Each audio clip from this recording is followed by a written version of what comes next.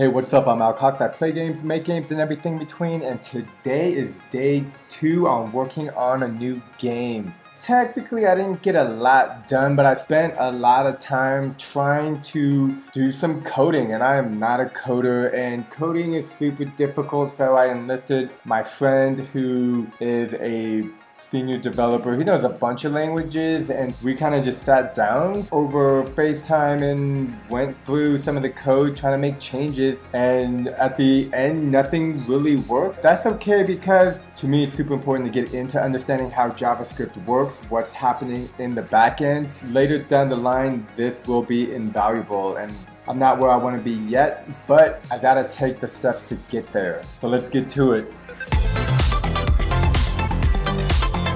Be sure to like and subscribe and hit that little bell as I make and develop games with Buildbox. And when I learn how to do cool stuff, I'll make a video on it. And today I spent a lot of time in the weeds trying to understand the custom code that is used in the Leap template, allowing you to move the ball character. Now, the unique feature of this is that the ball is dynamic, whereas in my previous game, Cyber Force 3D, which is now available, that character was kinematic, and kinematic means that you can move the character and it goes through the world, no problem. If it hits an enemy, game over. If it hits an object that's not an enemy, the character will go through the object. In this new game, the character is dynamic. This is the movement character right here, and you can see this is where everything happens. I created some logs to try to keep track of what was going on, and here it's dynamic. So the way the character moves is super important.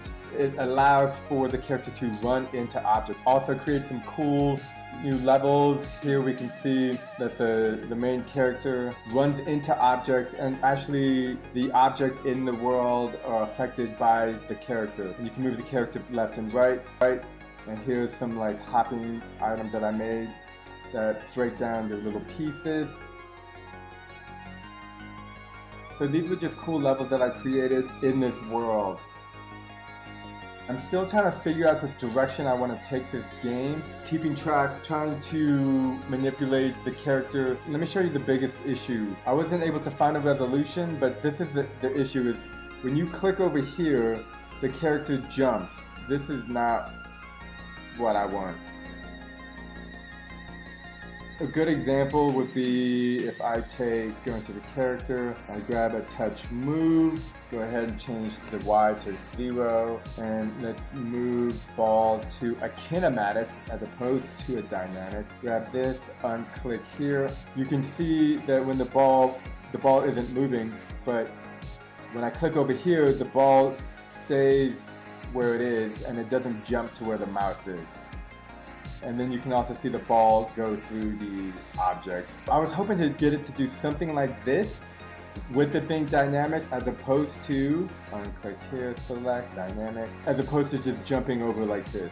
And this is not what I want, but all my efforts working with my developer friend did not result to any positive ways to get the character to not jump over. I might not be able to change that, and if not, that's okay. Tomorrow, I think I'm just going to try to build out more levels. I really wanted to attack this early on, because if I was able to fix it, that would have been amazing, but if not, that's okay too. You know, sometimes when troubleshooting, you're not able to find your way around it. So times like this, I'm just gonna build out my levels, try to build out more of what I want the gameplay to be. And I have a couple of options when it comes to having the ball fall on cubes, hit those hexagons to jump around. There's a bunch of things I could do, and I might even try to look back at some past games that have come out on the App Store and try to recreate something similar. So that's going to be my future goal, is to just try to build out more levels. And again, this will most likely be an infinite level game. The goal here is to just make a game quickly, do some cool stuff, something that I've never done before. In this case, have a dynamic character that you can move around, and then just keep learning and building my skill set as best as I can with the Buildbox. And then if I learn any cool stuff along the way, I'll be sure to make tutorials on how to do these things, because I believe the best way to learn is to teach, because it helps reinforce the things that I've learned along the way. So if you like this video, please like and subscribe, and if there's anything you would like to see, please let me know. And until next time, peace.